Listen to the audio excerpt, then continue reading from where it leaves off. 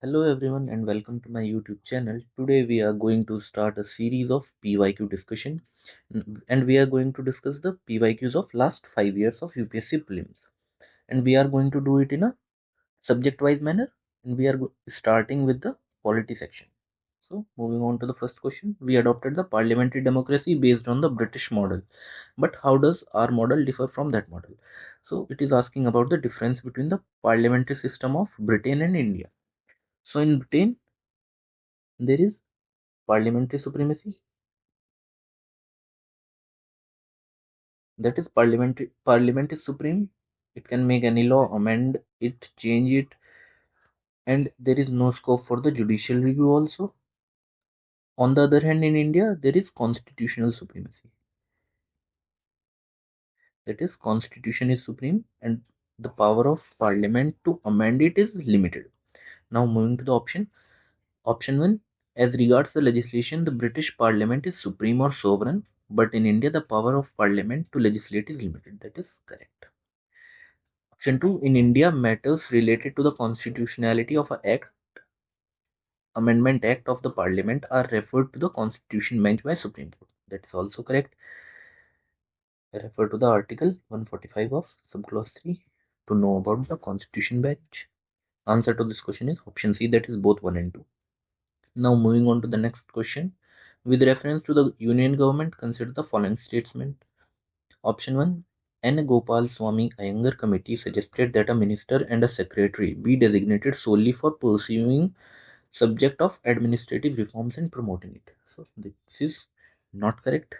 This committee gave its recommendation in 1950 and it tells about the grouping of ministries and increasing the administrative efficiencies of government. Option 2, in 1970 the Department of Personnel was constituted on the recommendation of Administrative Reform Commission 1966 and this was placed under the Prime Minister's charge. This option is correct. So answer will be option B, that is 2 only. Now the next question is asking right to privacy is protected under which article of the Constitution? Answer is option C, that is Article 21. Now this is given in which judgment? It is given in K.S. Puttaswamy judgment 2017. Now this question is also important for 2026 prelims. Why? Because the scope of right to life under Article 21 is expanded under a series of judgment recently in 2026 and 2025 also. Now let us look at some of them. That is, first one is Dr. J.R. Thakur case 2026, which expanded the right to life scope to right to menstrual hygiene.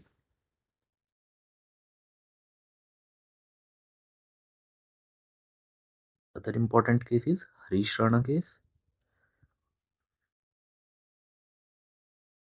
2016, in which the Supreme Court gave assent to the passive euthanasia, but Supreme Court used the word withdrawal of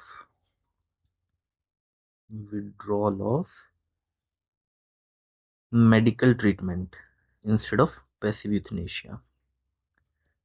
Medical treatment, which reaffirms that right to die with dignity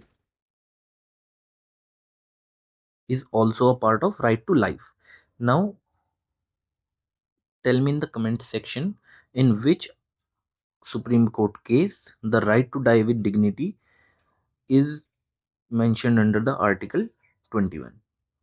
And another case is of 2025, which maintains that the right to protection against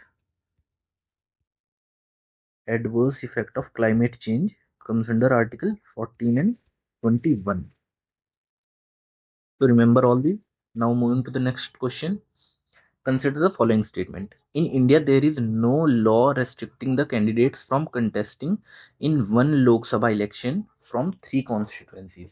So this is not correct. Why? Because 1996 amendment in RP 1951 limited the number of seats a candidate can contest elections to the number, that is one candidate can elect from maximum contest from maximum 2 seats in Lok Sabha. Option 2, that is in 1991 Lok Sabha election Sri Devilal contested from 3 Lok Sabha constituencies. This is correct. As per the existing rules, if a candidate contests in one Lok Sabha elections from many constituencies, his/her party should bear the cost of by-elections to the constituencies vacated by him or her in the event of him or her winning on all the constituencies. This is not correct. There is no such law. The election commissions bear all the cost of by-elections. So, which of the following statement are correct? So, only 2 is correct. Now, moving to the next question. With reference to India, consider the following statement.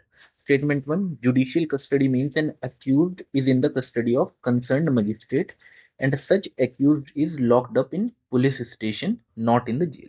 So this is wrong. Person in judicial custody is locked up in jail, not in the police station. Person in police custody is locked up in the police station. So judicial custody is of from 60 to 90 days. 60 to 90 days, and generally police custody is of 15 days. Option 2. During judicial custody, the police in charge of the case is not allowed to interrogate the suspect without the approval of the court. This is correct. So answer will be option C. That is both 1 and 2 are correct. Now the next question is, with reference to India, consider the following statements. When a prisoner makes out a sufficient case, parole cannot be denied to such prisoner because it becomes a matter of his/her right. So this statement is wrong.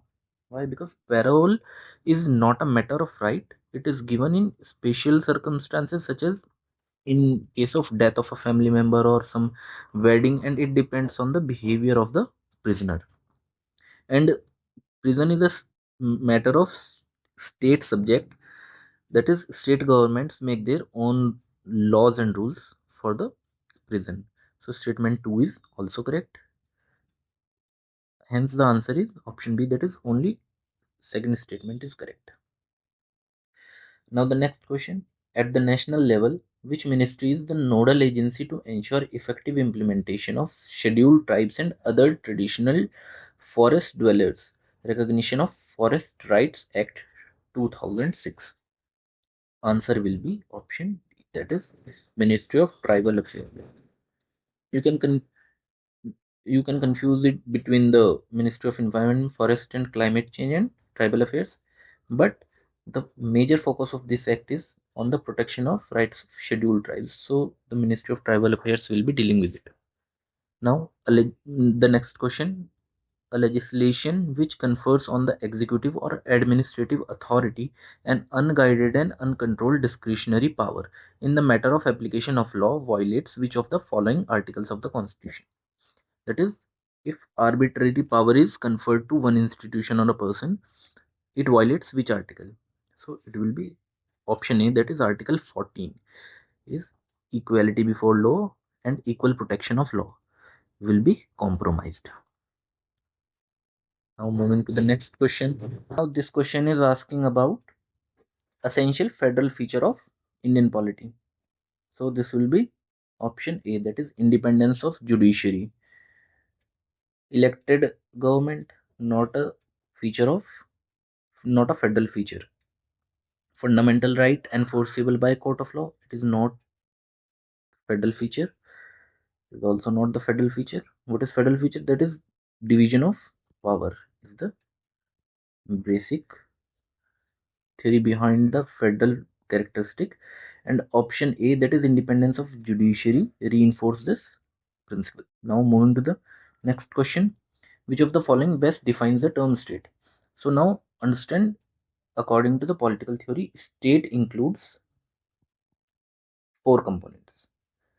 First is population, that is state must have some person residing there. Second is geographical boundary, that is territory. State must have a fixed territory. Third is government. There must be some form of government. It can be monarchy, democracy, autocracy. So it can be any form of government which is governing the population of a state. Fourth one is sovereignty. That is, state must be sovereign, free from any external influence. So here, option 1, that is a community of person permanently occupying a definite territory independent of external control and possessing a organized government. It accurately defines the term state. Now moving on to the next question. With reference to Indian judiciary, consider the following statement. Any retired judge of the Supreme Court of India can be called back to sit and act as a Supreme Court judge by Chief Justice of India with prior permission of President of India. So this option is correct. It is mentioned in Article 128. Option B, a High Court in India has the power to review its own judgment as the Supreme Court does. So High Court has the power to review its own judgment, but it is not as wide as the review power of Supreme Court. So this option is not correct. Why? Because of this last line, as the Supreme Court does. Hence answer will be option A, that is 1 only. Now mention in the comments in which article the review power of Supreme Court is mentioned. Moving on to the next question. With reference to India, consider the following statement. There is only one citizenship and one domicile. That is correct. A citizen by birth only can become the head of a state. No, this is not right. A naturalized citizen can also become the head of a state. Option third, that is, a foreigner once granted the citizenship cannot be deprived of it under any circumstances. That is not correct. It can be deprived by several means, that is depreciation, termination, renunciation. So this is not correct. Now answer to this question will be option A, that is 1 only. Next question is, which of the following factors constitutes the best safeguard of liberty in a liberal democracy? So committed judiciary? No, it will be a independent judiciary. Centralization of power? No, it will also not safeguard the liberty. Why? Because if a power is centralized in one institution, then it will become arbitrary. Elected government, it does not necessarily means this, that it will safeguard the liberty. Separation of power, this that it will maintain the checks and balances, that will ensure the safeguard of liberty in a liberal democracy. So the answer will be option D, that is separation of power. Now the next question is, under the Indian Constitution, concentration of wealth violates. Answer to this is DPSP. Now remember which article is this talking about and mention the same in the comment section. What is the position of right to property in India? So right to property was a fundamental right initially, and it has moved to Article 300A later. Tell me, it is done by which constitutional amendment act? So now it is only a legal right that is available to any person. Now the next question is, what was the exact constitutional status of India on 26th January 1950? So it was sovereign democratic republic, and the words secular and socialist were added later.